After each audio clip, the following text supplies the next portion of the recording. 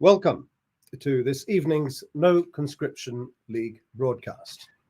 I'm Ahsan Ullah, Deputy Leader of the Workers' Party of Britain, and your host for this evening. Well, the people of our great nation have grown increasingly disgruntled and frustrated, alienated by both the Labour and Conservative parties. Now, for decades, both parties have taken their turns in looking over our nation's consistent decline, offering stale promises while the working class bore the brunt of their failures. Why do we wonder then that the general public is increasingly looking out for alternative choices to rely on and to vote for? Incorporated on the 23rd of November 2018 at Companies House under the Reform UK Private Limited, the Reform UK Party Limited, flushed with millions of pounds of dollars in cash backed up with unprecedented levels of legacy media coverage. This party has ridden and enjoyed a wave of manufactured popularity. But let me tell you this, the party that truly stands with the working class of our country is the Workers' Party of Britain, led by none other than the legendary Mr. George Galloway, 7 times Member of Parliament, and a man whose political record speaks for itself. We were and are a serious contender to break through this status quo. But the establishment had other plans. Despite standing over 130 parliamentary candidates across the country last July in the general election, and crossing all spectrums of society, we were subjected to a campaign of censorship that was brazen, deliberate, and shameless. Let me give you an example. Mr. Galloway, a sitting MP at the time, was denied a seat at the national television debates. Meanwhile, Mr. Nigel Farage, who till this point had never won a seat in Parliament, was granted a prime spot. His face was plastered on the front of pretty much every mainstream newspaper, running up to polling day. And all of this was happening in broad daylight.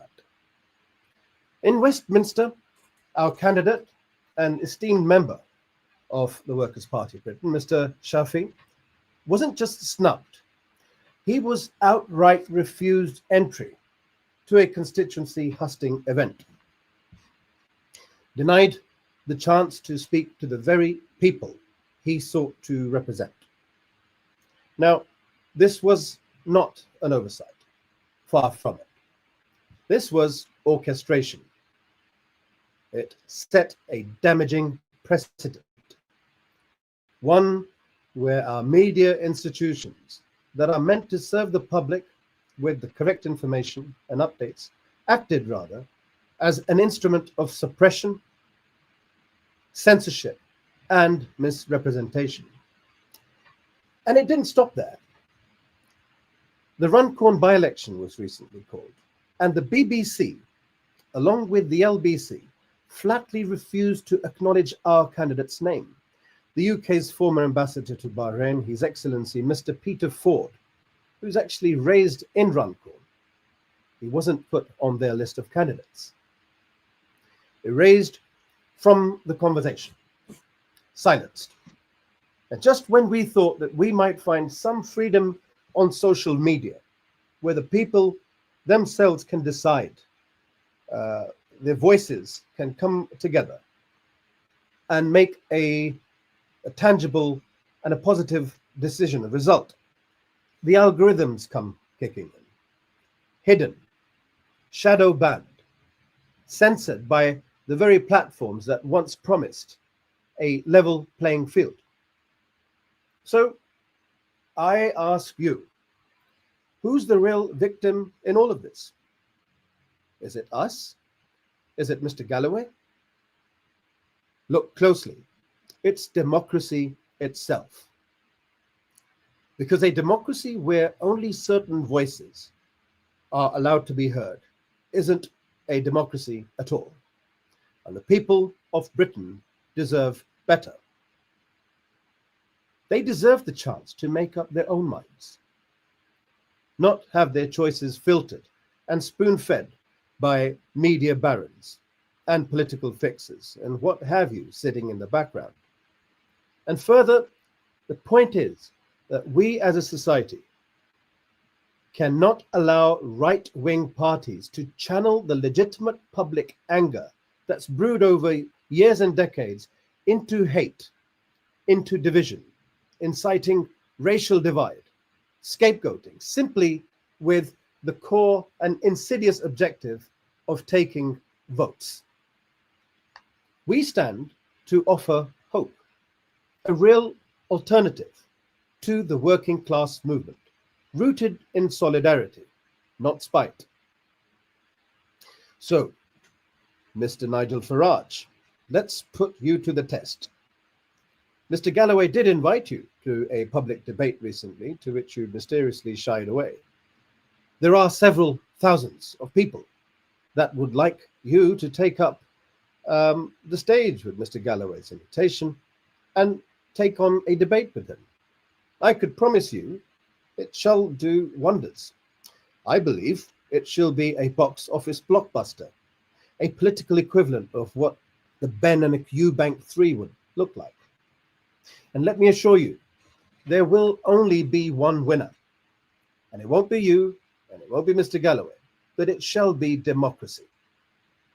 Because it shall help the masses of our country to ascertain which party actually qualifies as the real legitimate alternative party of choice.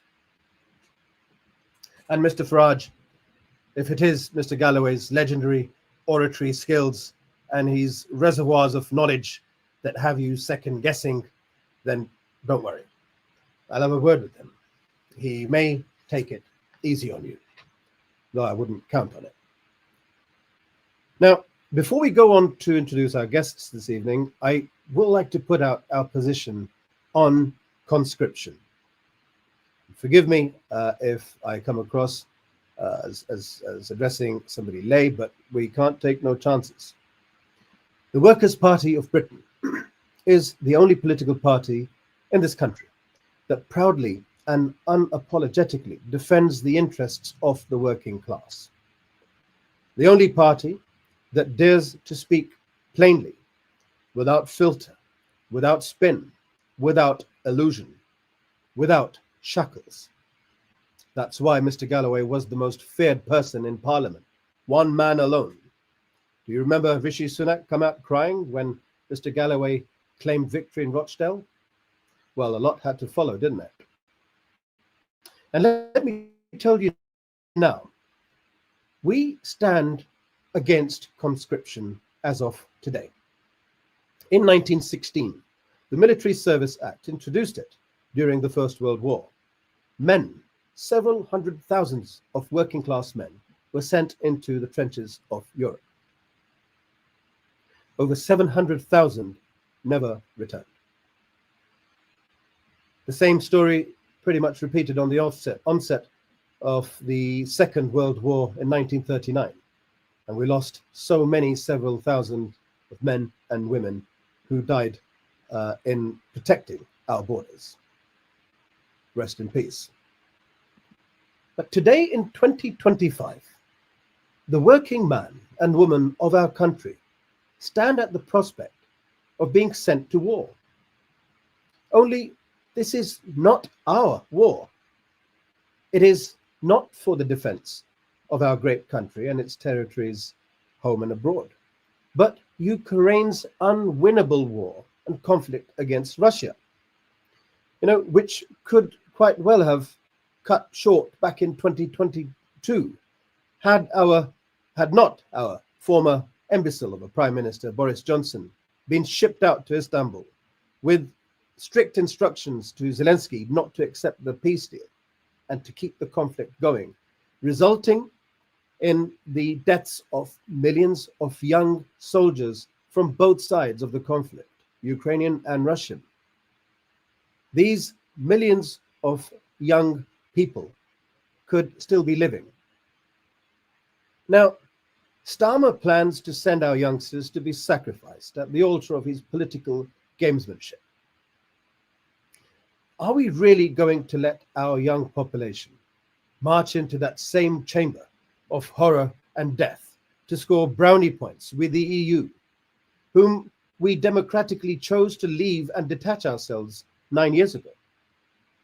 Our shameless government has the audacity to send billions of pounds to the Ukraine, all while slashing public spending by the billions.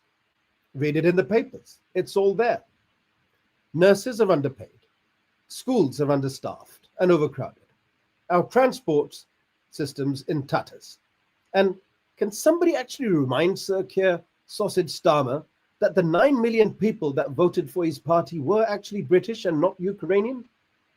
But somehow there is always money reserved for foreign wars to fan the flames of conflict that has nothing, absolutely nothing to do with defending our sacred British soil. This war in the Ukraine, tragic as it is not our war. It is a proxy battle fueled by the NATO expansionism and encroachment, underpinned by the old Cold War mentality, with a delusional desire to devour Russia and to provoke it into conflict. A nuclear superpower with over 5,000 nuclear warheads. The fact is that the British government, I feel, is suffering from delusions of grandeur. Russia is not another oil-rich Middle Eastern Islamic nation, a sitting duck waiting to be annexed into the American imperial empire. Russia is not Iraq. It's not Libya. It's not Afghanistan. It's not Syria. It's not Yemen. It's not Lebanon. It's not what's left of the Palestinian territories. And those bombs will be answered, unlike the bombs that have actually killed several thousands of innocent women and children, unarmed. And yet our government behaves like a tin pot sheriff, itching to pick a fight it cannot possibly win. As our beloved leader, Mr. Galloway, rightly said, the number of our military personnel is depleted to such low levels that they can be comfortably rammed into the Wembley Stadium. And if these troops were sent to the flat killing fields of the Ukraine, they would be wiped out within hours. So, Sir Starmer turns to our civilian population. Conscription. Forcible conscription. It wasn't enough for him to cuddle up with Zelensky and offering him billions of pounds to continue his unwinnable conflict with Russia. He now sets his sights on your sons and daughters. My question is, where is Reform UK Limited in all of this? What of Nigel Farage? He'll probably blame it on the boats. But those that still remain loyal to his party probably hope that Reform shall stand up to this absurdity. Well, I'm sorry, gentlemen, brothers and sisters. I hate to burst your bubble, but they won't. Farage went silent. He was sitting in Parliament when this was discussed. It felt like he has 2 pints down. He didn't want to speak. The Reform Party has been exposed. And the Reform Party has acquired a small plot of real estate located somewhere in the middle of the two grotesque cheeks of the same grotesque arse. Yes, I'm sorry I've said it, but it's true. And so I shall tell you and remind you again. The only political party that does what it says on the tin, the Workers' Party of Britain, stands firmly against conscription. We don't agree to sending our people to die for the profiting of the rich that somehow benefit from ongoing war and conflict. We do not agree to sending our people out to the drumbeat of the EU. We do not agree to funding billions on foreign wars, unjust wars that have no business of ours. whilst our elderly have to choose from whether to eat or to heat.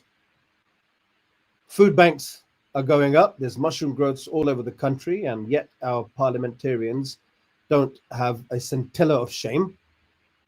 So my message is to the people of Runcorn: think about it before you cast your vote. Which party truly stands for you? Which party truly speaks for you? Vote for Peter Ford, because my opinions resonate with his, and our opinions are united under the banner of the Workers' Party of Britain and Mr. George Galloway. I shall now take us to our guests. So the first of our two guests, I'm delighted to introduce to you, is Mr. Dan Kovalik. It's an absolute pleasure speaking with you, and thank you so much for coming on board. On a personal note, it's an absolute pleasure. I've read all about you, and I envy you very much, and I'm not afraid to say that. Thank you. Thank you. Dan, we understand, just for the unversed, the very few unversed people out there, you are an American lawyer, a professor, and author of several books. You were the guest at No to NATO, No to War launch in London back in February 2023. You've traveled extensively to the disputed regions of Donbass, to Crimea, Leningrad, and Moscow. So we are sure that you're quite savvy with the terrain where the British troops would be sent in the event that Starmer pushes through what he wants to push through. Yes. So first of all, I want to just send my greetings to the working class of Great Britain. As a peace activist, I oppose all military interventions, but the only invasion I ever supported was the British invasion of the 1960s. I hope you get that. Anyway, yes. So I have been to the Donbass on several occasions in the last 2 years. And if you don't know where that is, was the eastern part of Ukraine. They have subsequently voted to be part of Russia. And what people need to know is that those regions in the east of Ukraine are Russian speaking peoples. They have voted to become part of Russia. They have historically been part of Russia, and they want to stay part of Russia now. So the point is, if Britain sends troops to Ukraine to fight these people, it will be against the will of those people. And it will not be a fight for democracy and freedom. It will be defending the very right-wing government in Kiev that decided in 2014 to go to war with their own people in the Donbass. Devil's advocate here, but the legacy media usually does bring this up. I won't quote any particular anchor at this stage, but they say that there was a possibility that the elections and the referendums, that there may have been an element of those being rigged. I mean, having been there in flesh, blood, and bone, would you, in your opinion, do you believe that the locals genuinely did feel that they were more Russian than Ukrainian? I'm absolutely certain of that, my friend. Yes. Not only have I been there several times in the last 2 years, I continue to be in contact with people in those regions. They have breathed a sigh of relief that Russia intervened in 2022. In fact, if any criticism they have of Russia is that they did not intervene sooner. Yeah, absolutely. And by the way, can I just say, one of the big, proponents of the referendum, particularly in Donetsk, was the Communist Party there, right? They organized the elections there.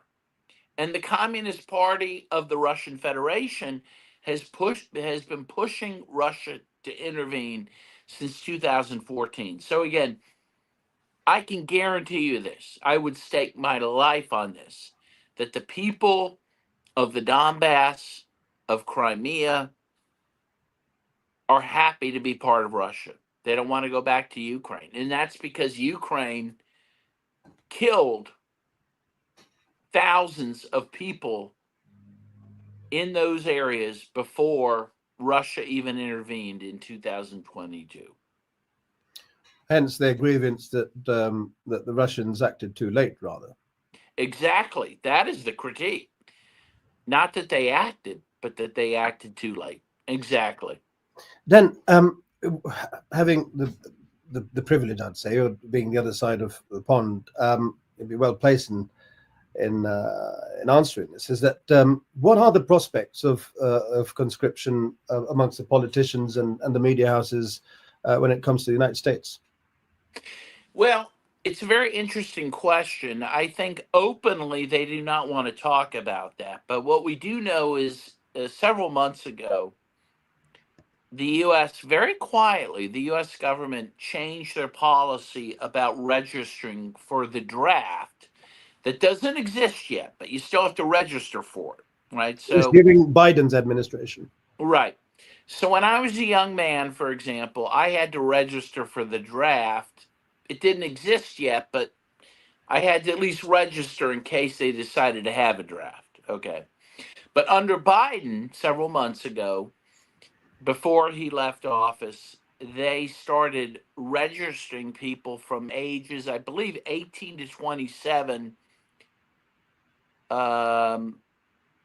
without their knowledge. Like they just started automatically registering young people for a potential draft. So obviously that gave everyone the impression that a draft may be coming, but that was not spoken. It was an unspoken policy. Well, I mean, on a personal note, as somebody who was raised in the 80s in the UK, the only time I knew what drafting was when we used to hear about the stories of the late Muhammad Ali being refusing the draft, and hence that's what it was. I mean, for somebody Yes. that's born and raised in the UK, it's probably not a term that one would be savvy with. But do you know when the last time the Americans actually were conscripted in a foreign war?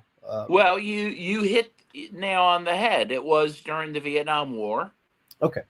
By the way, I am from Louisville, Kentucky, where Muhammad Ali also was born. So I'm very Yeah. proud to be from the Well, same city as Ali. produces many legends. I can see that. Yes. But in any case, yes, the last time there was a draft was during the Vietnam War. And after the Vietnam War, they decided not to have a draft. I'm happy to talk about the reasons for that if you want me to get to that. I mean, they're Please. interesting and they're things that people should consider. So they found out that during the Vietnam War, the draft was counterproductive for the purposes of promoting war in two different ways.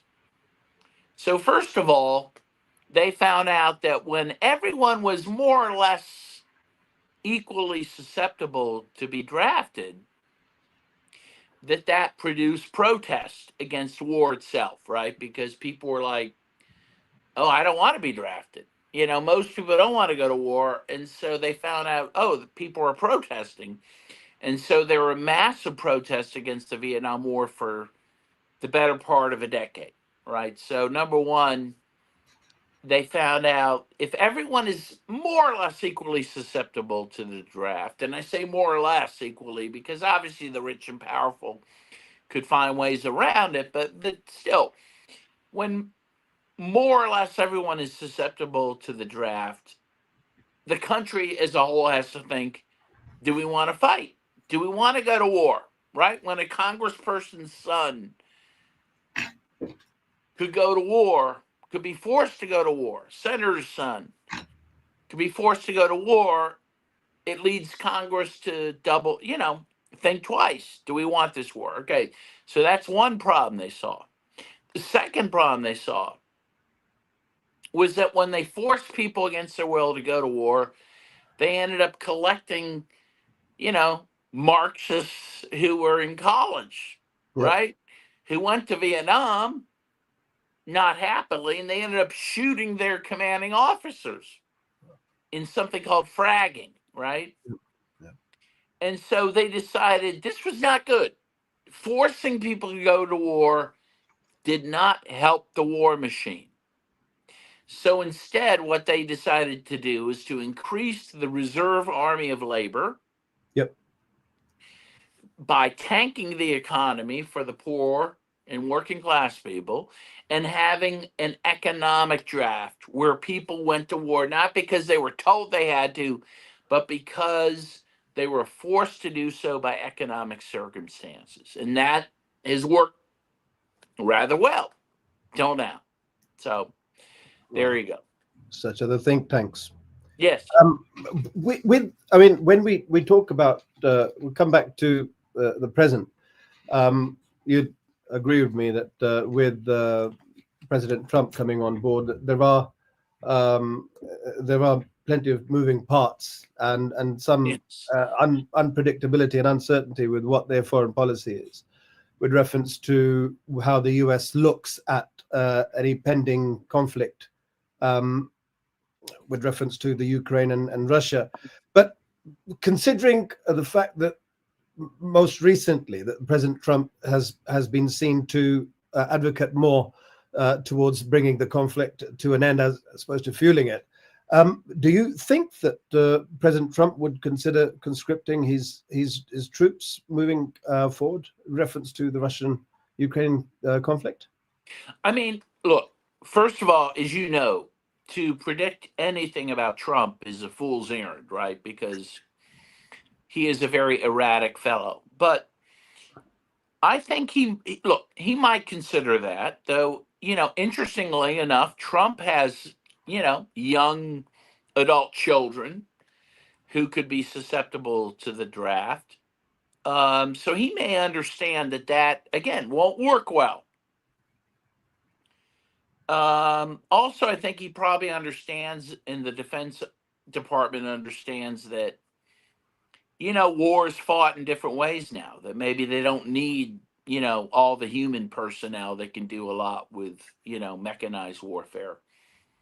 But I think it also needs to be pointed out, draft or not, that Trump is not the peace president he tries to portray himself to be, right? I think he is trying to wind down the war in Ukraine. But I think he's only doing that so he can wind up the war in the Middle East. Yep. And ultimately the war on China, right? So it's not a matter of ending wars, it's a matter of which wars are you going to fight? Well, I've got to categorically read this question out to you. But what do you think is the appetite for a direct conflict with Russia amongst the American people? Well, the polls I see is there is no appetite for that, none. That there's only a very small percentage of Americans that think Russia is a threat.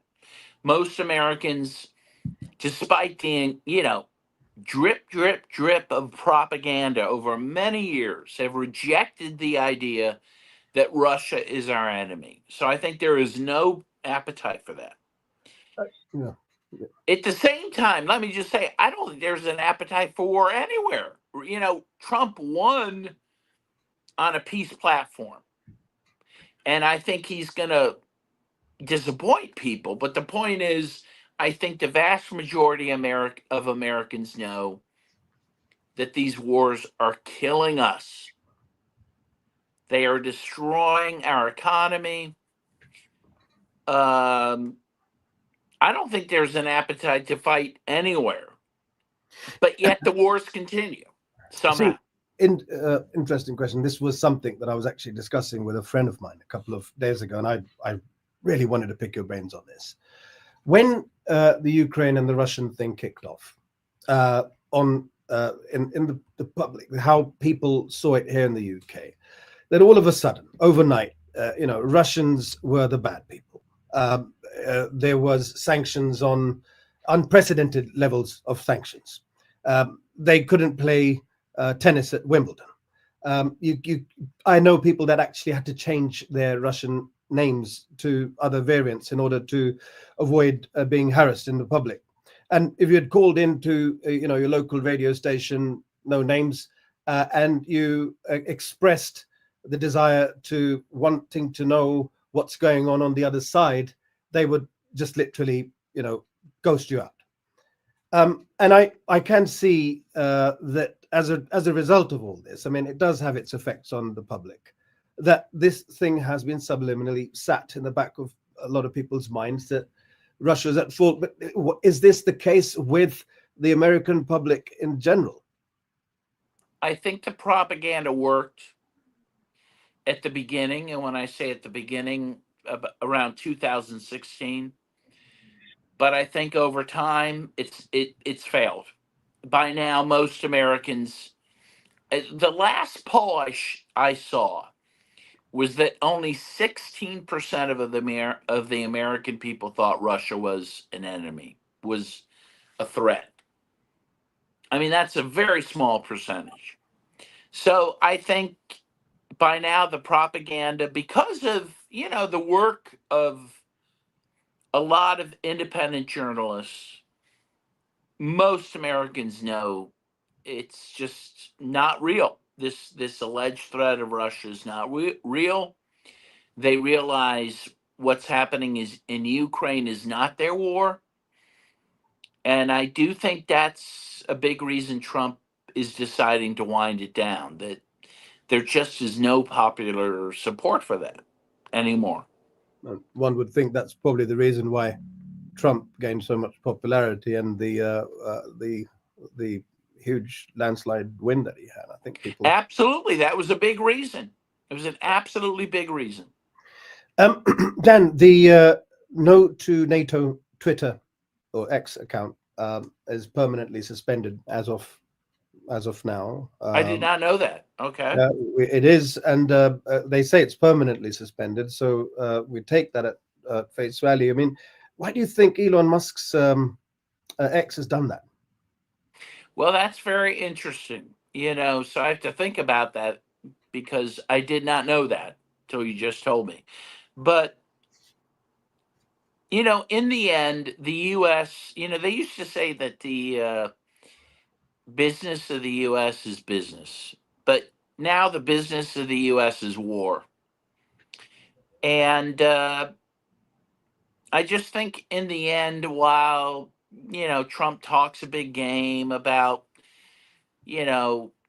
having issues with NATO and requiring the NATO countries to pony up more money, in the end, the military industrial complex of the U.S. rules our country. And so I would think that motivates them suspending the no to NATO account because it's an anti war account. Correct.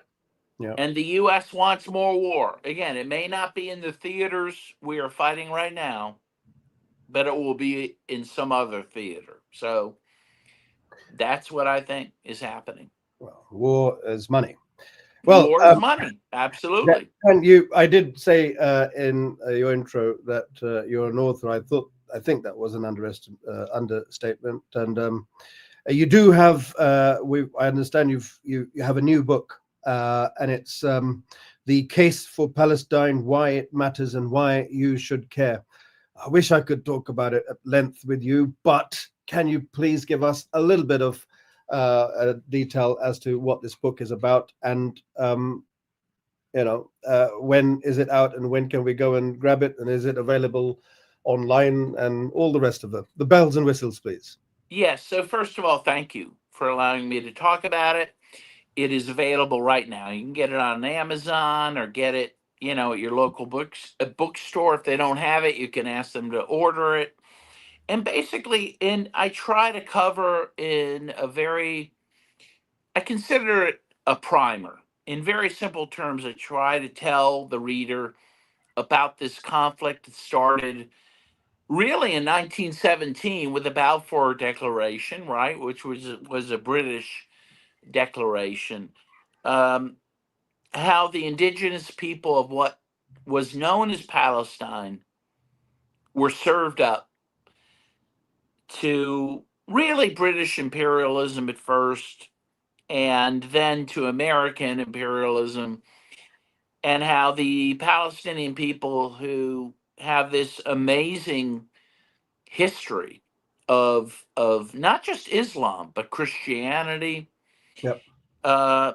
How their history is being eradicated, how the very people of that region are being destroyed based on lies, right? Because in the end, when Israel was created in 1948, it was created, uh, after the Holocaust, which was obviously a terrible thing. Absolutely. Yeah. But we have to start with the premise that the Palestinians are not responsible for that, right? The Germans were. And somehow the guilt of that terrible history has been foisted upon the Palestinian people, and they are paying the price for what Germany did, right? For what the West did. And it's grotesque. And so I try to break that down for people and talk about why we, need to protect the people of Palestine and the history of Palestine, which is really the history of the world, right? Major, events and religions came out of this area, and all those things, that the memory of that's being destroyed as we speak.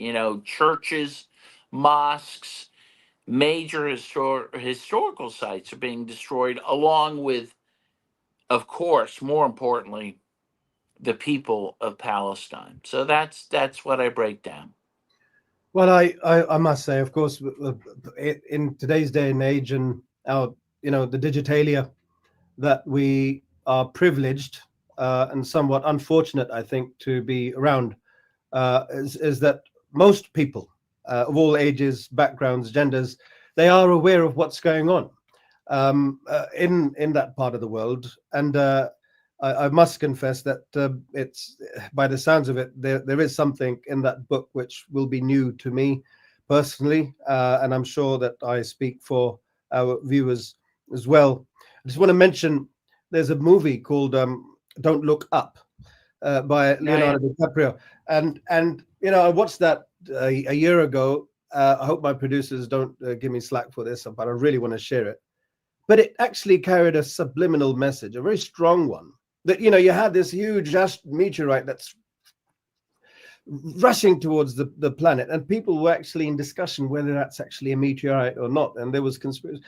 And it's the same sort of dilemma, I think, that the world finds itself in today, that we're blatantly gazing in the face of genocide, and somehow you get people that justify it. It's just beyond me. But Dan, I again, it was an absolute pleasure speaking with you. I hope this isn't the last time. And if I could borrow this from an Irish presenter, Dave Allen, may your God be with you. Have a lovely evening, and thank you for joining us. And you too, my brother. And let me just say, I support the Workers' Party of Great Britain. And one of my biggest heroes in the world is George Galloway, and I wish you all well, and peace be with you. Okay, so we're calling in our next guest. It's my colleague, a deputy leader, again, for the Workers' Party of Britain, Mr. Andy Hudd. Welcome on board. How are you, Andy? Yeah, good to see you again, mate. You okay? Very well, very well. Yeah, we just had a bit of a transitional glitch there. My apologies to the viewers. Andy, as well as being a a deputy leader of the party many moons before I became one, I understand that you're an ex-naval man. Would you like to brief us with a bit of your background and history in the Navy? Well, yes, a colourful career, some of me will say, but no. Well, it's a strange thing, because we're going to be talking, of course, about the possibility of conscription And I suppose it's worth giving my background. I as a young boy, I joined the Sea Cadets, and it was a way my father said of keeping me out of trouble, and it certainly did. It gave me some discipline. For those who don't know, it's the Sea Cadets are kind of small Navy people, but it was a brilliant time. And of course, it gave me that kind of bit of discipline and bit of background into the Navy, and I joined the Navy at 17. I had to have my father's permission to go and join up. But, you know, I joined there. I saw the world, done 9 years in the end. I'd done 3 tours in the former Yugoslavia, and they gave me a medal for that. I'm not entirely sure what for. But yeah, I've done my time, and kind of that's my background. So yeah, it was another life ago. But you know, with what's going on now and the what is potential conflict on the horizon, it brings things into focus again. And I'm glad that we're doing this No Conscription League. Absolutely. But so when without, I hope you don't mind, because it may give away your age. I know you're in your early 30s, but when did you actually leave? What era were you in the Navy? I was in the Navy during the 90s, so that was around about the former Yugoslavia. So yeah, I joined in 1990. Joined the Royal Navy. I served on HMS Ark Royal, HMS Illustrious, and HMS Fearless. Most of those ships you're probably shaving with them now. Yeah, they're razor blades now. I hate to think about that. Well, the wonders of the steel cycle. Andy, with reference to what's going on, obviously the theme of this today's program is based pretty much on censorship and conscription. What do you think would be the appropriate appetite for, we use that word again, for the naval men and women in today's world to actually go out there and willingly fight for Ukraine against Russia in this conflict? Well, I just gave you a bit of my background, and you know, I was born in a time when it was still okay to fly the Union flag without you being called a racist, and there was a certain pride in our country back then, more so. But you could see it was waning, and you did have a patriotism, and you know, a lot of the people who joined the armed forces, and I've obviously met a lot of people who were in the army as well. That, you know, our drive to join the armed forces was to serve our country. You know, it was that ideal, and it was also the fact that you know, if you came from a poor background or working class area, there was the chance to see the world. But you know, it was about, you know, serving your country. But you always understood, you know, and it wasn't until I got in the Navy that you kind of understood that actually there's probably not as many service personnel as there should be. There's probably not as many aeroplanes on our aircraft carriers that there should be. But you certainly, you know, made do amend, and you were extremely proud to be in the Royal Navy and have the Royal Naval flag and wear your uniform.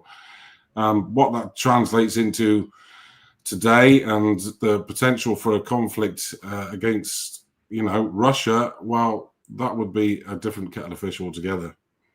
I think that fish would be pretty much in radioactive waters for that matter. But you know, if we could elaborate on this a little bit in terms of perspective. Now, you're quite right that it was a different time back then. This was pre-Iraq, the second Gulf War, where Mr. Blair, you know, began his mass murder, and the general mood was that, you know, wherever our armed forces were, wherever they were going, that it was legitimate causes, etc., such as the first Gulf War. But in today's day and age, I do want to actually put this out there, and I hope that you share my belief, because it's something what Mr. Galloway says. is that as the Workers' Party, we're not exactly pacifists. And if we were up against a situation where the British territory is under genuine threat, I'm sure there would be lots of people that would come out and volunteer and pick up a gun and ask where to line up to recruit. You and I be one of them. It's just a case of the actual justification of going out in this case in somebody else's conflict. But logistically, how could you see our military personnel for them to actually participate in this conflict if it goes through?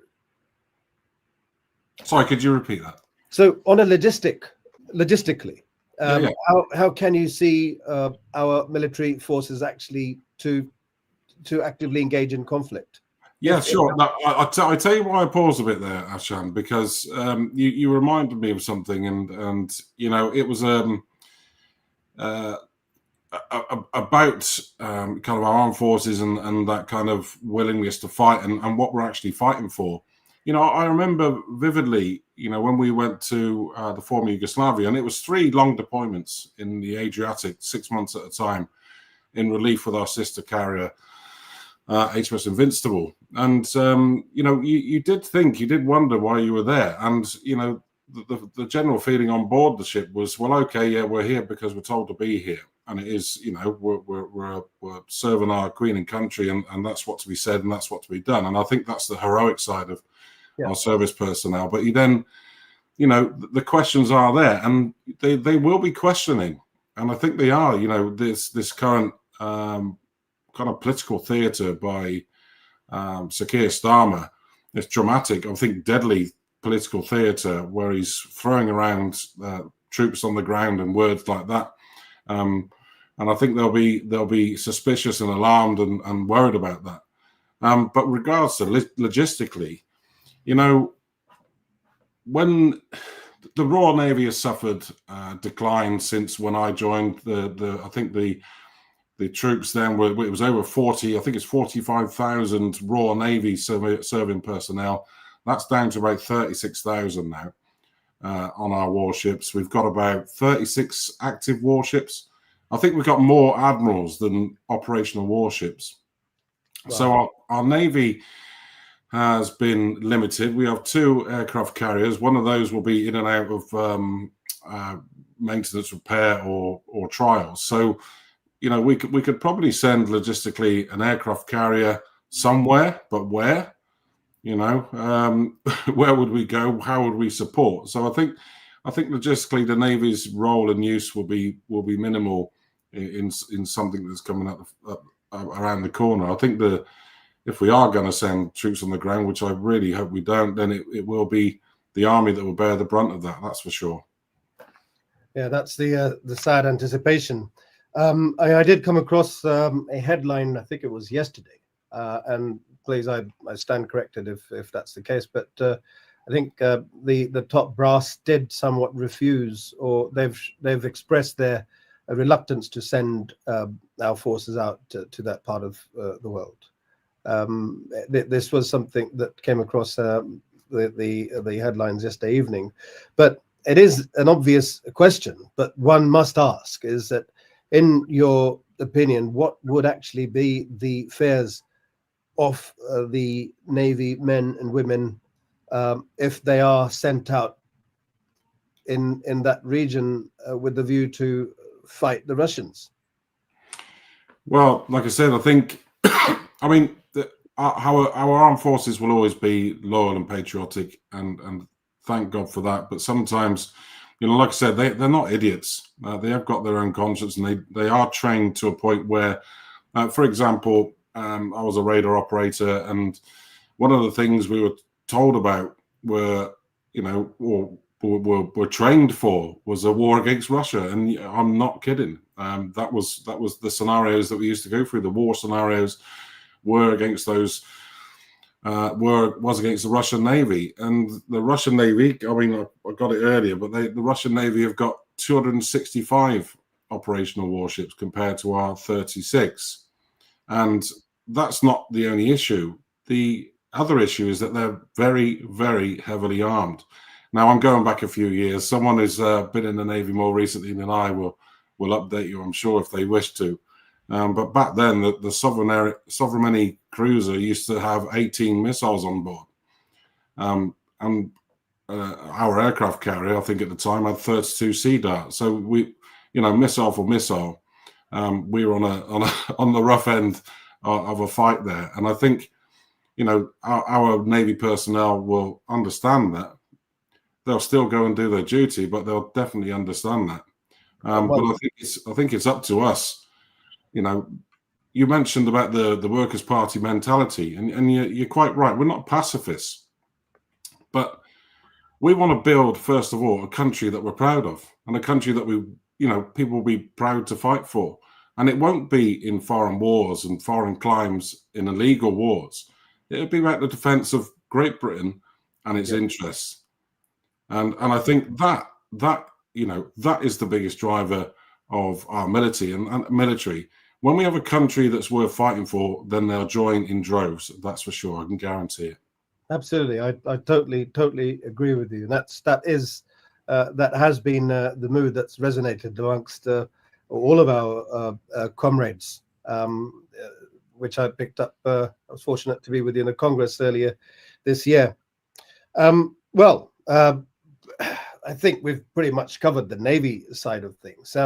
If I could move on to the current affairs with reference to the elections at Runcorn, the by-elections that are being held there, where our candidate, Mr. Peter Ford, His Excellency, the former ambassador of the UK to the Bahrain, we're proud to say that he's standing for the Workers' Party of Britain. He's he's raised in Runcorn. He spent most of his life there, and he knows Runcorn at the back of his hand. What's your take on Peter Ford's campaign? Is it, because I haven't had the privilege of actually driving up there? I will do, but can you throw your thoughts on this? Yeah, Peter, obviously I've known in the party for a long time, and it does amaze me. Our party attracts some excellent minds and brilliant minds. And Peter is one of those. He's an absolute gentleman.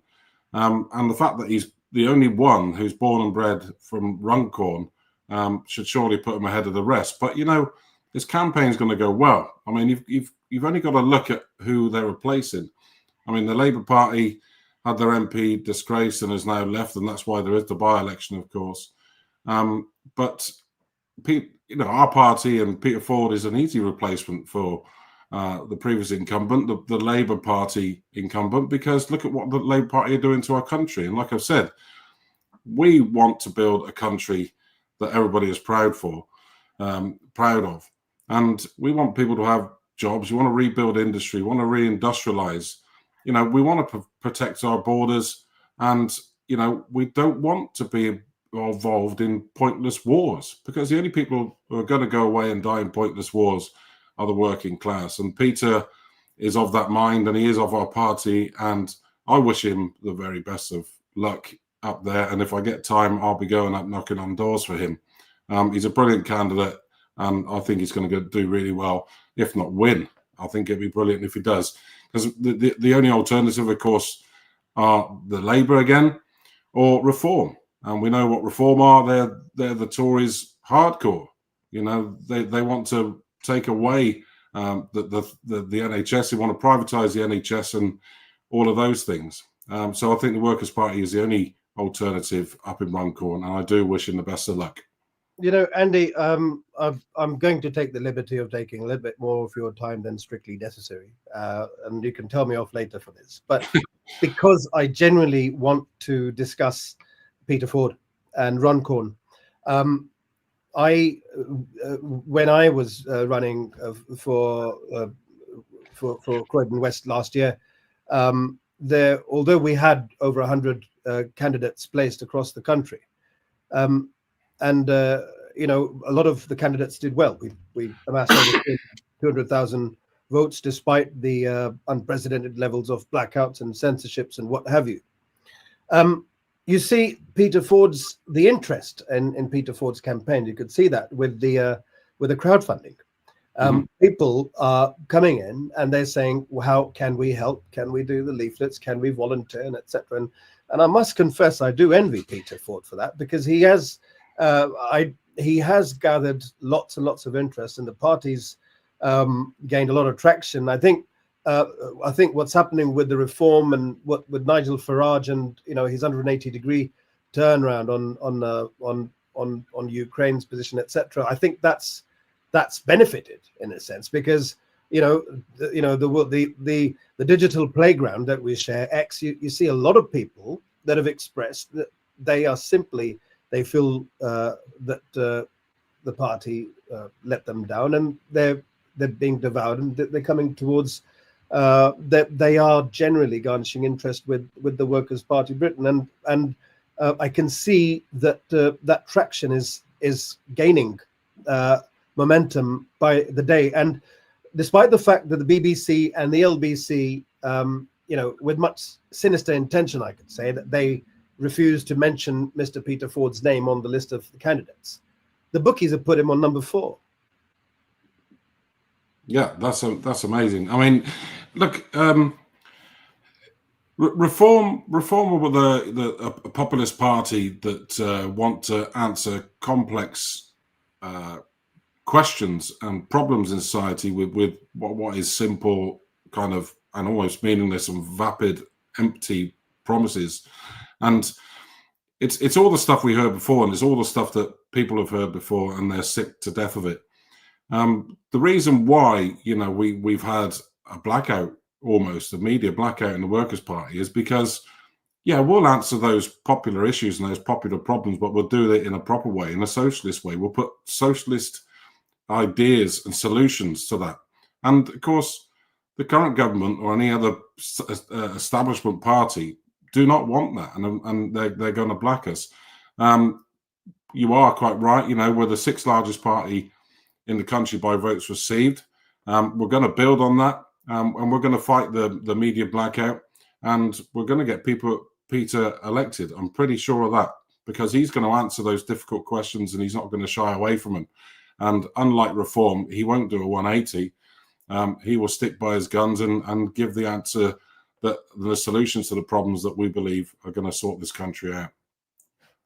Without breaking their proverbials too much, but Reform, I think they've got one. They must have a manifesto, a big manifesto, and it's probably just got one line that's repetitive, like The Shining. Stop the boat, stop the boat, stop the boat. Jack Nicholson with his typewriter. I can't think of anything else that they have in their armory. But I mean, if we could just sum up, and in terms of Peter and his campaign at Runcorn and Helmsley, how can we get in touch with him? How can the viewers reach out and support him? How can the people of Runcorn do more and make sure that we can do our bit in order to help him into office? Yeah, absolutely. On the Workers' Party website, you'll see details of Peter's campaign and a contact email. I think you can find there and go and assist and door knock if that's your thing. And I think we do need boots on the ground, because we haven't got the millionaires backing us like the Labour Party and Reform. We're a working class party, and we're proud to be paid by working class subs. We don't have big financial backers. So if you can donate £1, and literally, £1 will be just as happy to get £1 as we would £100 for Peter's campaign, because these leaflets and these resources, these media plugs, and all of the other stuff costs an awful lot of money. But through the website, and you can see the crowdfunder on there, if we can get Peter some cash into his crowdfunder to help the campaign, that would be absolutely superb. Even if you're not a member of the party, but you want to come up and door knock and deliver leaflets, then please do. Because the only alternative is Labour, and you've seen what they're doing now to our country, our pensioners, our disabled. They're attacking the poor before they attack the rich. And those with the broadest shoulders, even though they said it in every campaign I can remember for the last 10 years, that those with the broadest shoulders should pay more, is absolute nonsense. They want the poorest and those who can't fight back to pay more. And they want us to pay back more for people to go to war. Now, we're anti-war, you know, and like I said, we're not pacifists, but we're anti-war. We want to build a country. We want to use that money to build a country and to keep those people, the disabled, safe, and give them help. We want to heat our elderly's homes. We don't want to spend that on war. So that £3 billion a year that Keir Starmer has donated of our money to Ukraine could, and I think will be better off being spent in this country and making our country good, fit, and well. So absolutely, Andy, I couldn't put it better myself. And talking about elections, we are proud to announce that in the by-elections in is it Balderstone and Kirkholt, that the party has selected Laura Pugh to stand in that ward. She, if you have the privilege to know her, she is an extremely proactive social worker. She's this is way before her express desires to actually run as candidate for councillor. She has built an amazing reputation in that part of the country, and we would like to thank our viewers to do look into this person, and also please throw your support behind her. On the screen you can see there is the fundraising page. It is very early days, but then again, in the world of politics, a day, 2 days, or 3 days, it can be an eternity. So I would like to thank our viewers and the supporters of our cause, and most importantly, those that really genuinely want a change for a better, to back our candidates, and don't let the legacy media and the powers that are sitting back in the shadows win and achieve the objectives. I would like to thank you guys to come out and support our candidates, even if, as Andy said, £1 or £2 is a cup of coffee. Go online and do what you possibly can. Every penny shall help our cause. Andy, thank you for your time. I really appreciate it. It's always a learning curve, and a very interesting learning curve with you. And I hope we come back on this platform anytime soon. And yeah. I promise I won't drag you too much next time. No, absolutely. No, it's brilliant. It's been interesting. Thank you. Well, thank you, everybody, brothers and sisters, ladies and gentlemen, for bearing with us. And up until next time, we shall see you soon, and may your God be with you. Have a good evening.